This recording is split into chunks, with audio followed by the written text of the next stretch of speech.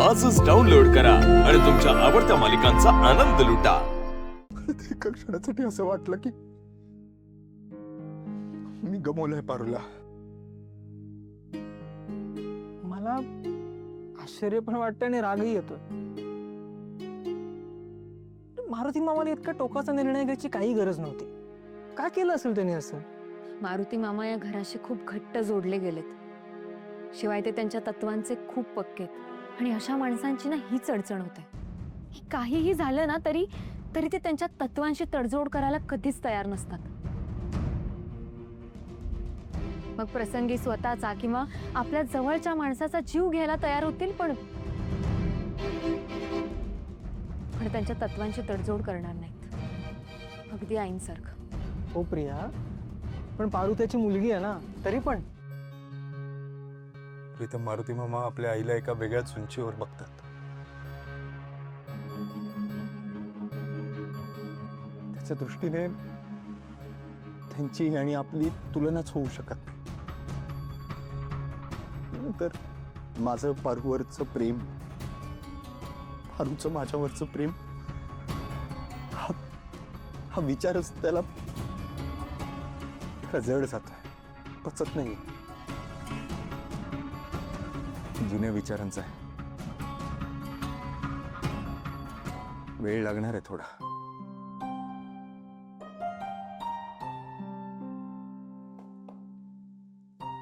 मानला यार तुला नाही, म्हणजे मारुती मामाने पारू सोबत इतकं काय वाईट केलंय तरी सुद्धा तुला मामाची काळजी करावीशी वाटते, त्याचा विचार करावासा वाटतो तुला। यार, बाप आहे तो एका मुलीचा, आणि आपण ओळखत नाही का मारुती मामाला?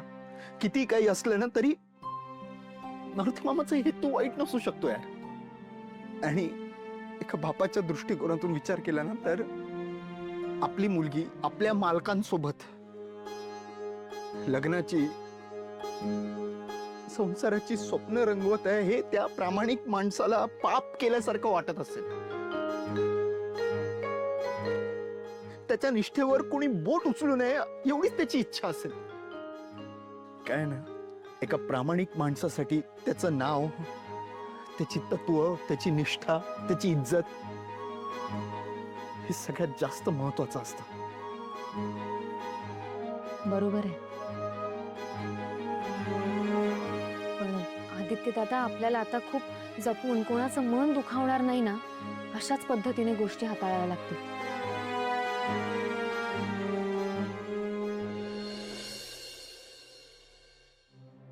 गुरुजींनी तायडेला सांगितलंय, त्या घरावर आलेलं संकट दूर करायचं असेल तर तायडेचा जीव धोक्यात घालावा लागणार। सरळ सरळ बोलायचं गेलं तर तायडे मरणार। मिक्सर तिथेच राहून गेला, त्यामुळे हे शॉर्ट सर्किट झालंय। माझ्या पारूचं आयुष्य वाचण्यासाठी काहीतरी उपाय असायलाच नाही। डोंगरावरच्या महादेवाला अभिषेक करायचा, तोही डोंगराच्या खाली असलेल्या तळ्यातल्या पाण्याचा।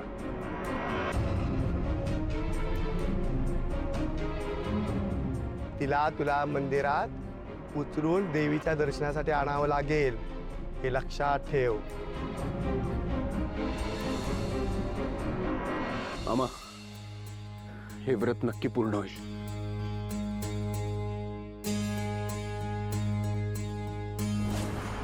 माझ्या पारूच्या गळ्यामध्ये कुणाच्या नावाचं मंगळसूत्र आहे?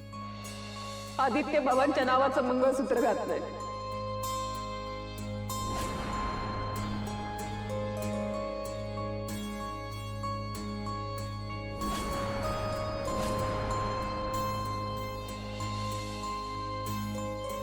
तायडे, आज मी तुझ्या शेजारी झोपणार आहे। गणी, तू इथं खाली माझ्या शेजारी झोपायचं, मालकीनबाईंना वरच झोपू दे। आणि हा, मालकीनबाईंना विचार, गोळ्या घेतल्या का म्हणावं?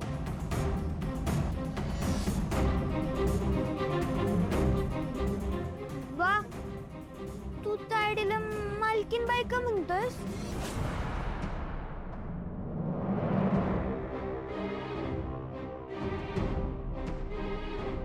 अरे बा, सांग की तू तायडेला मालकीनबाई का म्हणतोस? तुला पुस्तकाच्या दुकानातनं पुस्तकं आणायला सांगितली होती, आणली का? अरे वा, पुस्तक तर शाळेतच मिळतात की. म्हणजे आता लवकरच तुझी शाळा सुरू होईल, तेव्हा अभ्यासामध्ये लक्ष घाला. जर आयुष्यात शिकला नाहीत ना तर मालकीनबाईंच्या गाडीवर ड्रायव्हर म्हणून काम करावं लागल.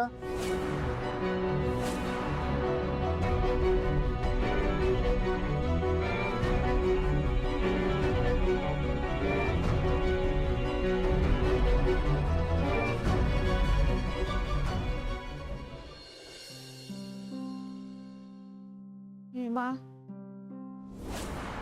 मालकीनबाई, तुम्ही इथं खाली काय करताय? वर जाऊन बसा. बा काय चाललंय तुझं? माझ्यावरचा राग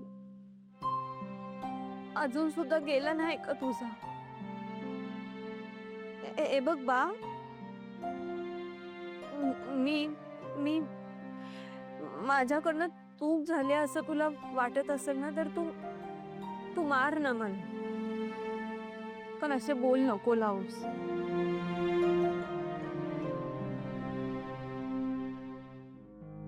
मी किती बी चुकले मागले तरी हाय तर तुझीच लेक ना, तुझ्याच पोटचा गोळा आहे ना मी. तू माफ नाही करणार मला.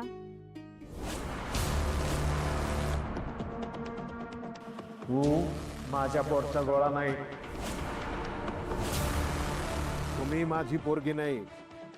कारण मी जिच्यावर संस्कार केले त्या तुम्ही असू शकत नाही. माझ्या पोरीला मी विष देऊन मारून टाकलंय, आणि आता तुम्ही ज्या कोणी आहात ना त्या फक्त किर्लोस्कर घराण्याच्या सुनबाई आहात. आदित्य किर्लोस्करांची बायको आहात. तुमचा माझा काही संबंध नाही. संबंध असलाच तर तो फक्त तुम्ही मालकीनबाई आणि मी नोकर, बस. हे बघ हेमा, अरे वा, असं का बोलायला लागलास? निघ. तुझं वय काय रे? आणि तुला जेवढी अक्कल आहे ना तेवढंच बोलायचं. अरे बा, पण असं का बोलतोयस तू? सांग की.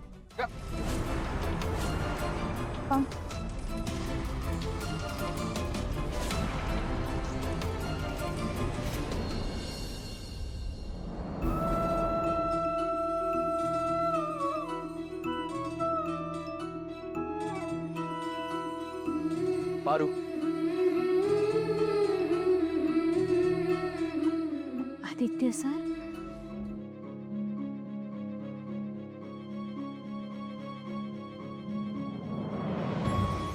तुम्ही इकडं काय?